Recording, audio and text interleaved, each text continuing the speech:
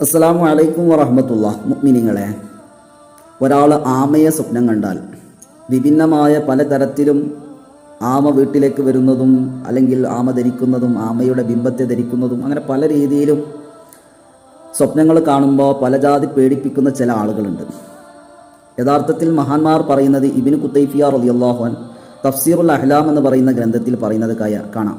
197 പേജിൽ സുലാഫ യദുല്ലു അലൽ ഇൻസാനി, അങ്ങനെ ഒരാൾ സുലാഫയെ കണ്ടാൽ, സുലാഫ എന്ന് പറഞ്ഞാൽ ആമയെ കണ്ടാൽ, സ്വപ്നത്തിൽ ദർശിച്ചാൽ, അതിൻ്റെ മാംസം തിന്നാൽ, അങ്ങനെ പല രീതിയിൽ സ്വപ്നം കണ്ടാൽ അതിൻ്റെ വ്യാഖ്യാനം ഇൻസാനുൻ സായിദുൻ സായിഉൻ ആബിദുൻ ആലിമുൻ, വലിയ അറിവസ്ഥനായ ഒരു പരിത്യാഗിയായ അതുപോലെ ആലിമായ അറിവുള്ളവനായ വ്യക്തി എന്നാണ് അറിയിക്കുന്നത്.